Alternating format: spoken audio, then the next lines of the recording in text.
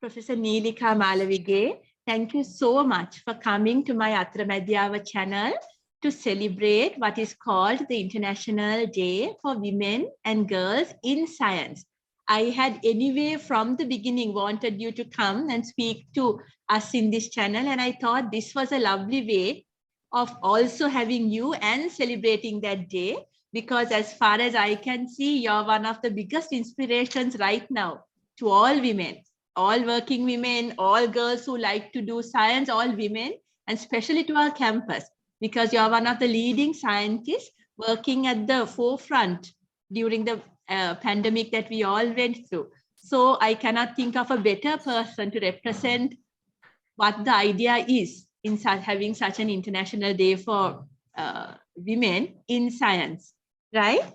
And because my channel is geared to learning and teaching English, I will get into the subject of how important English is in pursuing these subjects, and whether someone in the rural areas who might not be familiar with this language, whether they should lose hope or what they should do. But I'll come to that later.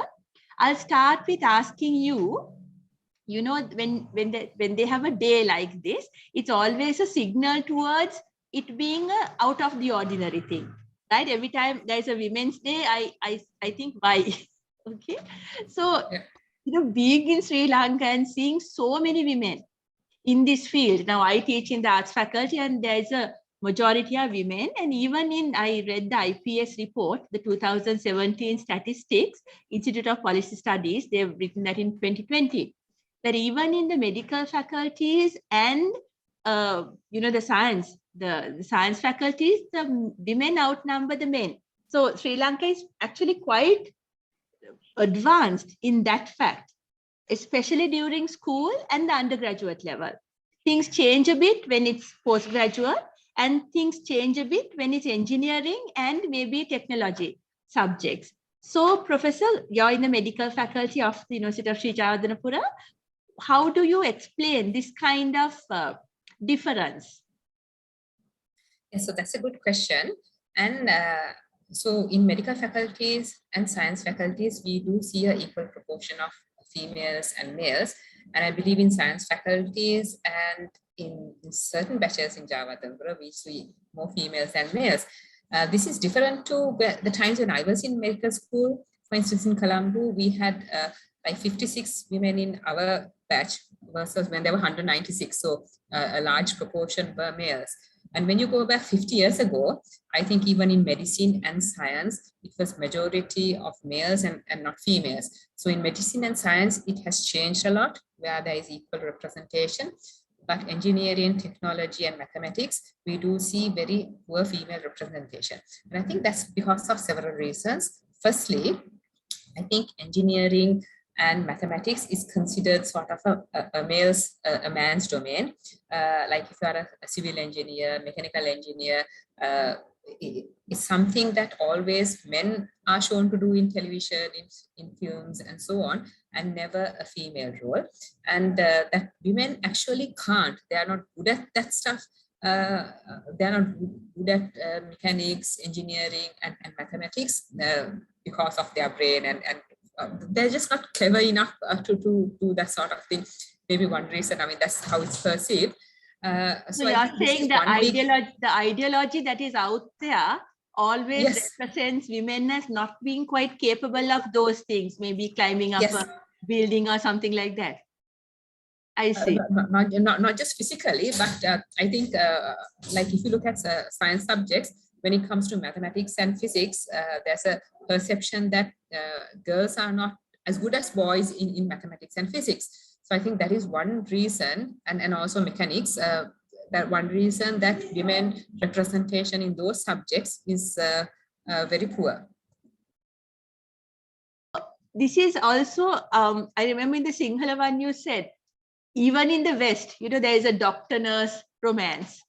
It's always the doctor as a male and the nurse as a female. Yes.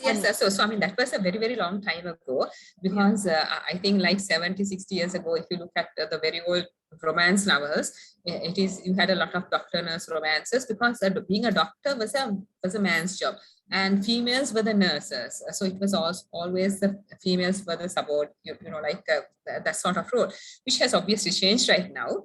So I think engineering, technology, and those subjects are still where medicine was about 50, 60 years ago. I know. I don't think it has changed very much, because when you say male nurse, you have to put the male nurse part of it. When you say nurse, of the images of a woman, so it's a male nurse. So unfortunately, I don't think we've changed very much ideology wise. I have yet to read a romance novel where the doctor is a woman and the nurse is a male. Let me know, Professor, if you come across such a turning thing. Yeah, so ideology is very much a part of it. And could it also be, so it's not just Sri Lankan culture, right? Not just Sinhala. No. It's worldwide. So the fact that there's an international day for it is because it's a problem in all countries. So it is not something relevant to Sri Lanka, but seen all over the world. Interesting. Okay, Professor, now when you deal with the undergraduate students who come in, can you explain why there is a drop in the graduate level? Like there are more women who are undergraduates following science, but when you go to the postgraduate fields, you suddenly find that there are more men pursuing postgraduate degree in science. Why do you think that is happening? Yes, so that's the important question. So obviously, when the females outnumber the men in undergraduate level, and you see a very contrast at the top level jobs, especially the higher you go in your career, you see more males and few women. So the big question is, why is that? And I think it's to do with family commitments and childcare commitments that women have, so that is one important issue in Sri Lanka. So I thought it was, okay, it is the family issue, and this is what is actually stopping women. But when I actually look at myself, I always thought, because I have a very strong family support from my parents and so on, who actually came to look after my kids. I mean, they played a huge role in looking after my kids. And if you don't have family support, then obviously you can't progress. So it was about whether you have family support or not. But having said that, I did my postgraduate studies in UK, and there was no family, you see, except for my husband, who sometimes was not around because he was also busy. But the fact that I could actually complete my PhD in 3 years was because in those countries, there is a social support system for females to sort of progress, not in their careers, but so the reason that it's important to have females in these career positions is because they make a huge contribution to the economy. So it's not about individuals achieving, their goals or pursuing their passion. It's about females making a huge thing to the economy, because after all, 50% of the population are females. So when it's only males who are contributing, the countries which don't have females contributing to the economy don't progress very well in economy-wise. So all the developed countries, every single developed countries, and even the developed Asian countries have a very good support system. So for instance, what I'm talking about is affordable, quality childcare. Okay, affordable, safe, and quality childcare, which I had available to me when I was doing my PhD. So when I was doing my PhD, I went with a 2.5-year-old daughter, and she was extremely well looked after. She got the best of care. She was very happy. I mean, happiness is obviously important. You don't just want your child to be safe, and then in some miserable environment, you can't focus on your work if you know that your kids are not happy. So when you know that they're in a very safe and good quality and they're happy, then you can actually concentrate on your work. And also because of our school system, I mean, schools finishes at 1:30. So if you are a working mom, there's no way you can come and pick your kid at 1:30. Then somebody else has to pick your kid. It could be a van. You don't know how safe the van is. Then when the kid goes home, who gives the kid the lunch? Who is with the kid till the mom comes home? So there are very complicated issues which are not available in other countries.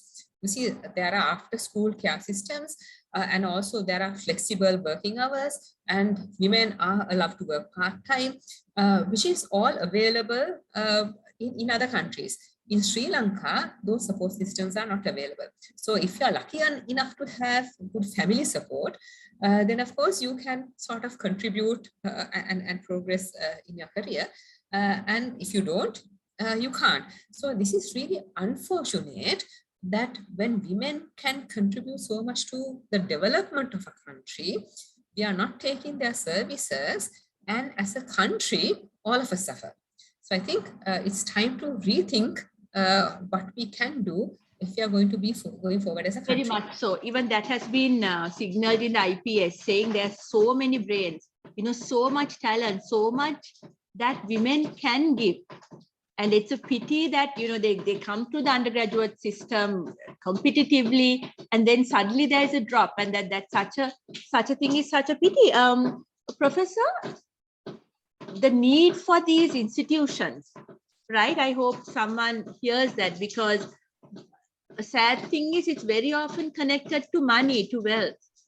Like if you don't have domestic help, or which is majority of us, right? And if you don't have people caretaking houses and all that, it falls upon the mother normally that she should give up whatever she's doing to therefore, cook for the family, because in our culture, again, it's a woman who cooks. There's a double burden there.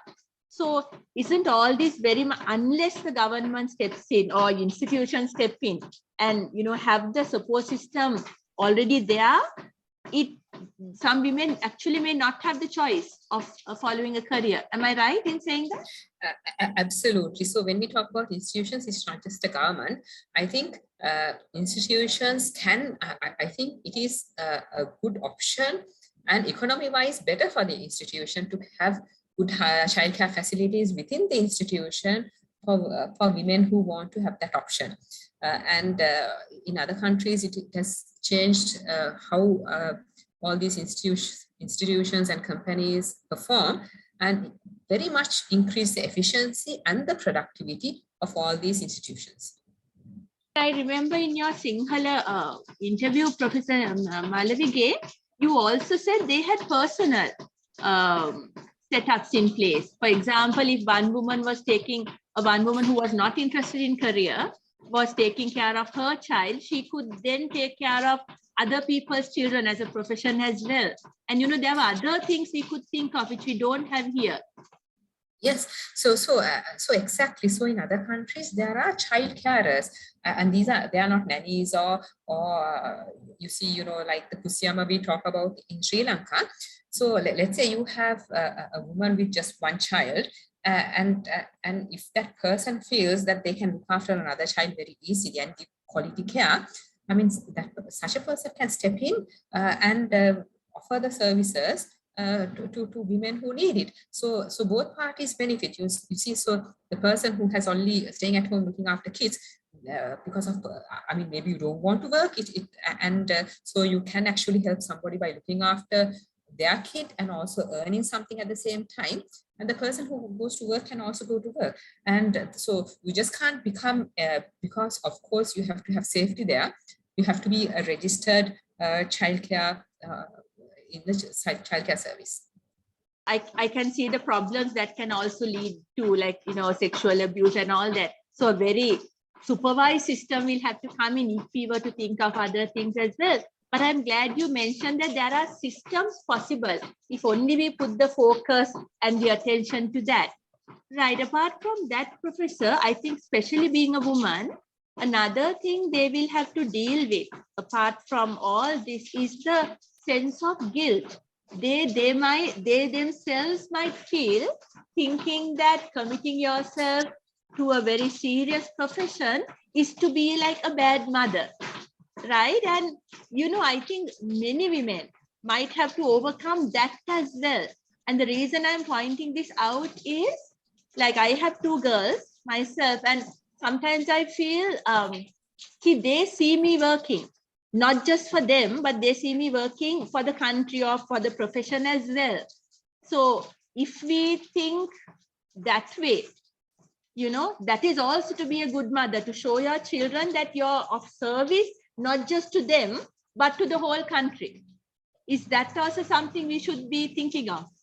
Yes, so there are two things. First of all, sometimes depending on the age of your children, it is very difficult to work sort of very long hours. And we saw during the one thing good about this COVID pandemic, I mean, there are good things also, is because people were working remotely, people understood that, okay, you can actually be at home, work from home, and be super efficient and do a good job. So I think if companies or institutions should think about, okay, if the woman can stay at home and achieve the same thing, please do let her, because we don't have so-called things called flexible working hours and working from home, where all developed countries do. So I think it's time to think, in our lab we have that. You see, I have a lot of people with young children and they have flexible working hours. They come and work when they can and when they want to and when they have the time. So I think that is one important. But coming back to the guilt, now fortunately, my mother worked. She had 3 children and she did an excellent job at work. I mean, she didn't neglect her work at all, and she took care of 3 of us. And when I say took care of us, it's just not showing up like that, but actually, like any other non-working mother, she gave her full attention, her love, and did everything for us. So that gave me the confidence that if she did it, I could too. You see, I'm not neglecting my kids because I know how I felt. And when she wanted to retire, I mean, she thought of retiring at 55, we didn't let her. You see, we asked her to continue to 60 because we thought it is important for her to keep going. And so I was very confident, you know, I'm fine, you know, and I was happy. So so in Sri Lanka, I think irrespective of whether you have a girl or not, or a boy, we always encourage our children to do their O-levels well, their A-levels well, and to move on. Just because we have a girl child, we never, I don't think in any Sri Lankan household we say, okay, you are a girl, it is okay if you don't do your O-levels well. You are a girl, it's okay if you don't do your A-levels well. I think every household pushes their girls. Yeah, to do well. now. Earlier, I'm sure we said it, but yes, not now. Yes, no. now. Yes. So they ultimately get into university or a very good job or whatever. And then when the mother says, okay, I mean, I also I also did well in school, I got a degree, I was in this position in my career, but when you were born, I gave everything up. I mean, you're not setting a good example for your kid. You're telling your daughters, okay, I mean, although I'm telling you to learn, when you have kids, you know, you'll have to give all that. So then also the women think it has to be a choice of either the kids or a career. And I know some women who actually, because they don't want to give up on their career, they don't have kids also, which I think is so sad, because I mean, kids are, I mean, the happiest part of life, at least for me. So not to have that happiness of not having kids because you want your career, that is also sad. So I think, and that's what society has given. And also for boys, they might think, okay, I mean, my mother was working and I was looked after well. So then, okay, my wife can also work and look after our kids. So I think it's important to set an example to your children. Two things, yes, definitely. It's a balance, and I wish Sri Lanka was developed enough for many people to have the wills to achieve that balance.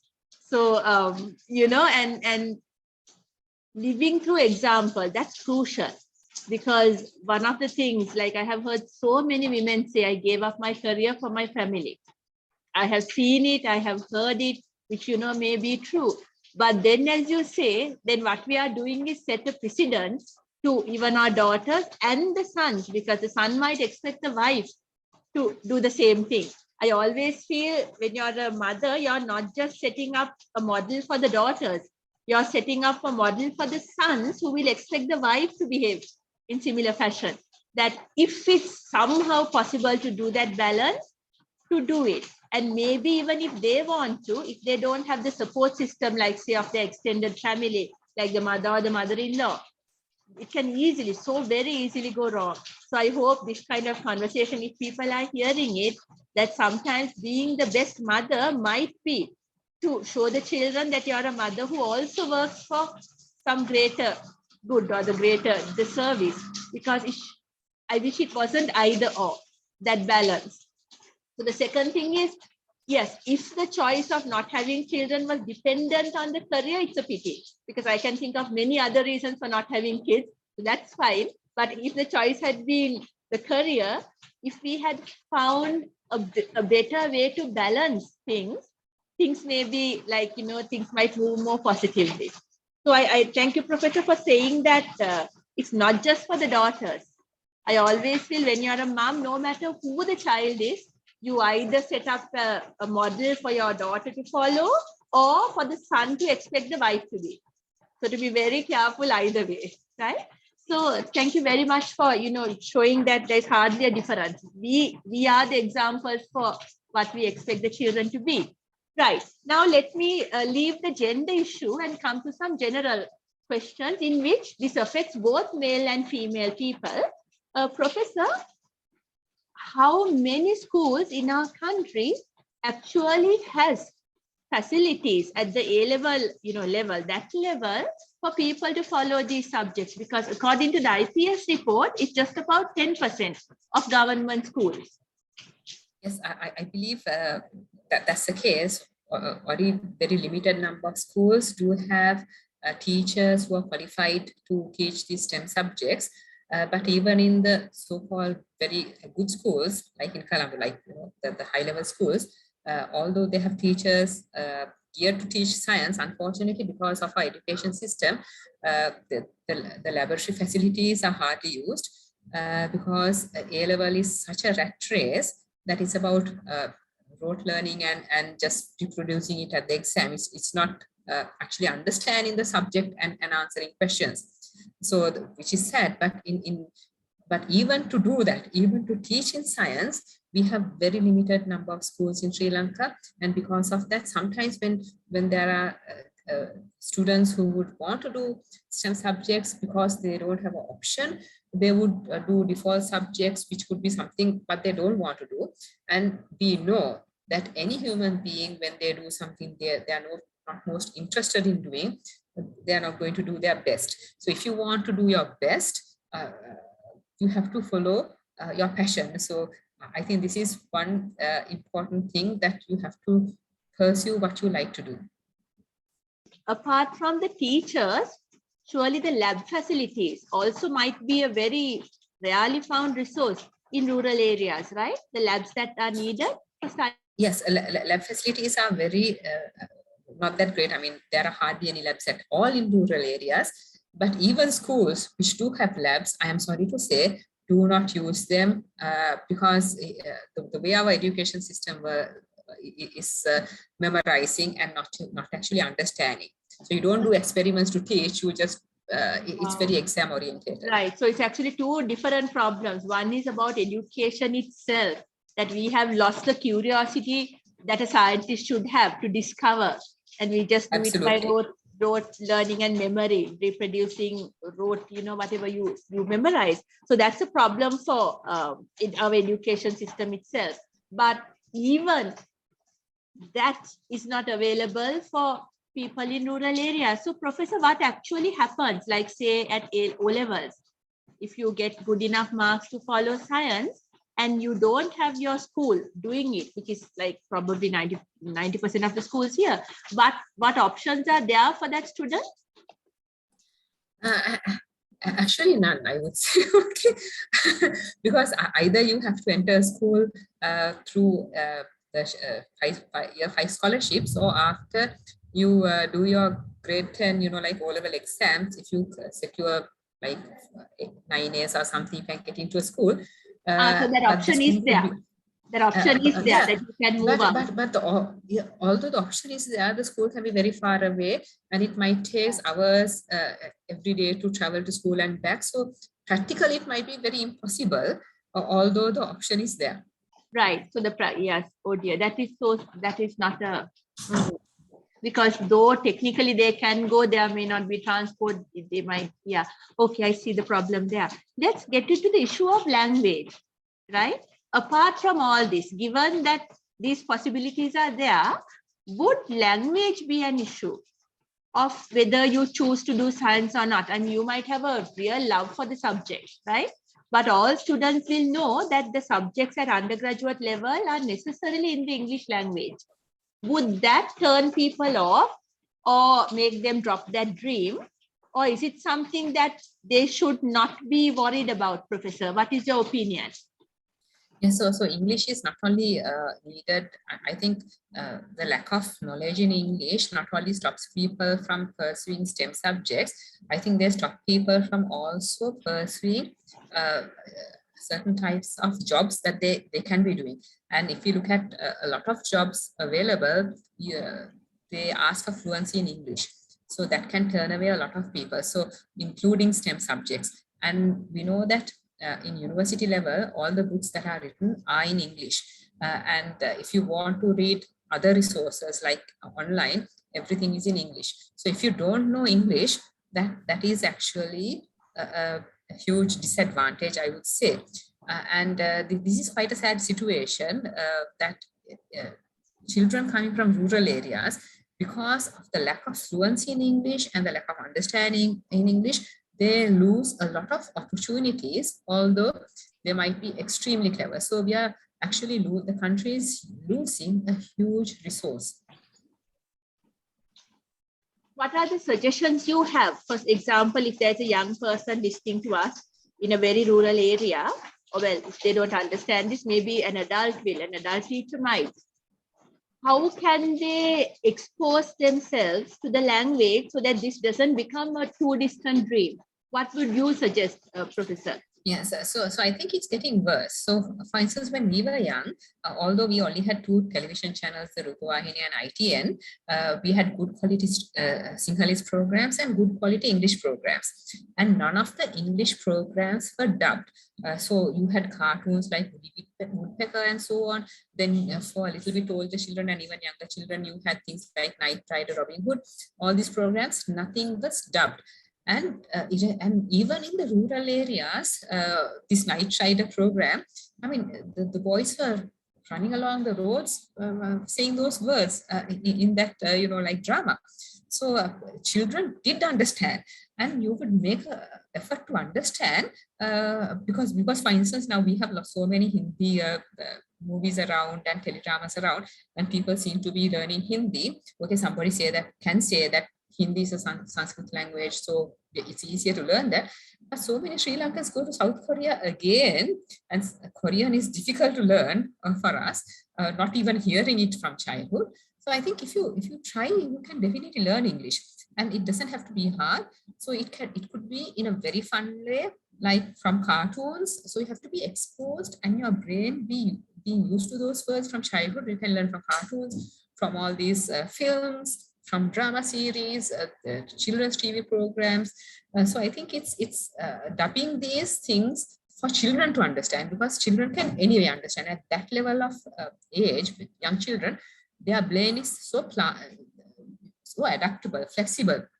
They very rapidly pick up languages. So when the childhood brain can naturally pick up languages, it's a pity to dub cartoons, because it's not the adults who watch cartoons. It's a pity to dub cartoons and these childhood programs, when that is a very important learning source. I have said that for so long, Professor, because it doesn't take too much resources. We have those programs anyway. Get them in English. It's actually cost saving, cost effective. Show them in English itself, because TVs are already in place. The programs are already in place. Just don't dub it, and kids can follow a storyline much easier than an adult can, and there is no ego involved. So I hope somebody at the policy making or decision making level is listening to us, because if we just activate that system of getting programs in English and cartoons in English, there is a chance for anyone in Sri Lanka to be exposed to the language.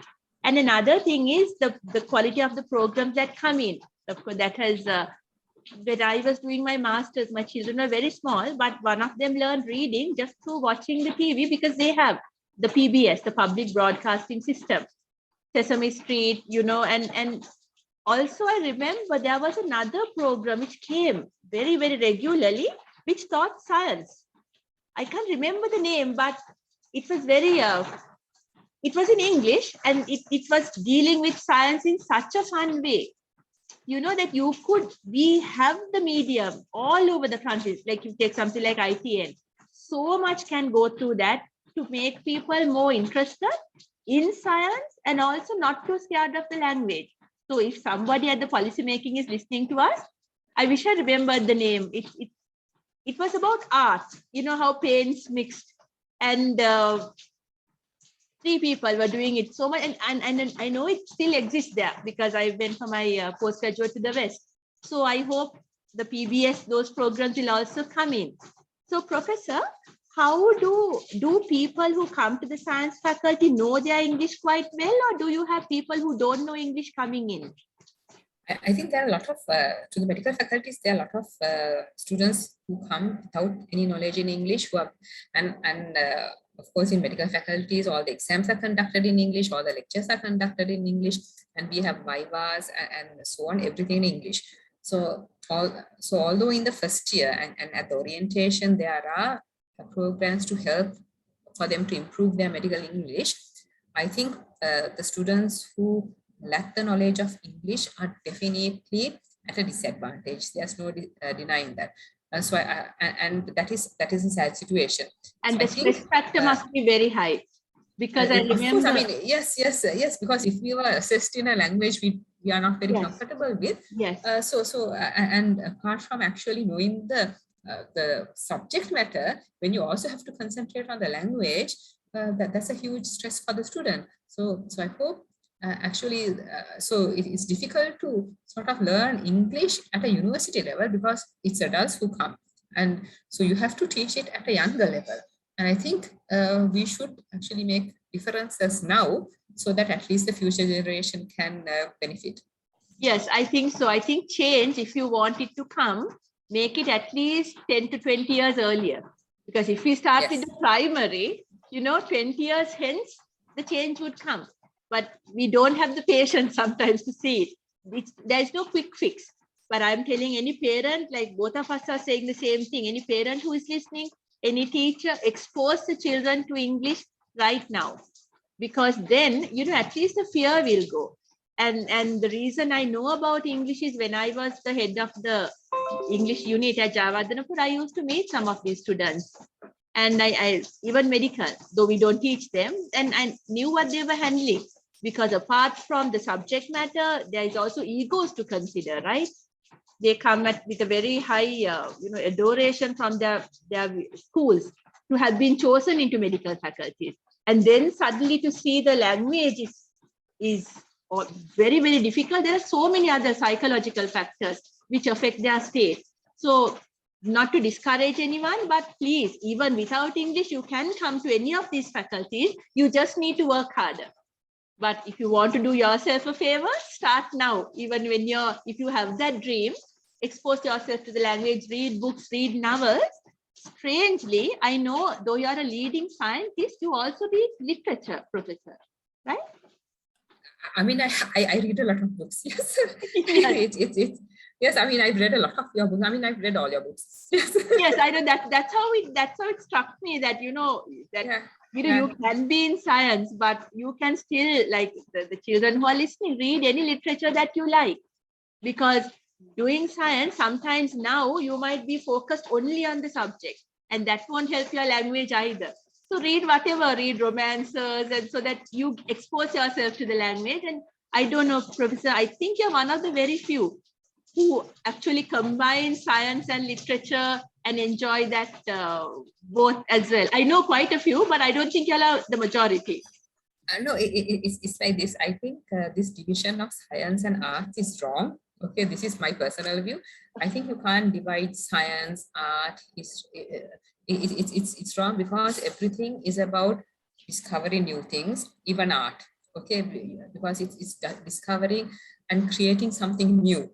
So there is no, in olden days, there was no such thing called art and science and engineering and so on. I mean, it was one. It is the inherent nature of human beings to be curious and to, like put forward new things. It could be like inventing the wheel, which we know, okay. It could be, like making somebody's life better by surgical technique. It could be like a song, which which is now classified as art. Okay, it could be an expression of a storytelling, which again is a discovery. So to me, there is such thing called science and art in my mind. It's about curiosity driven discovery and creations. Absolutely. The love for the curiosity towards knowledge. And one of the best things I know about what you said, we have divided it simply for academic purposes. It's easier to teach. But all of us who get a PhD, it's called the Doctor of Philosophy. Because at the philosophic level, most of these subjects are the same. And I mean, for me to have a living proof of the fact that a leading scientist also read novels, it's quite inspirational, because that's not the idea that we normally see, right? And, I always feel we need to make a case, even to have it all your time factors, to have a optional literary course in all faculties, whether it be management, science, medicine, because it will improve the curiosity or the passion about life itself, which all of us serve, if you open your mind to that.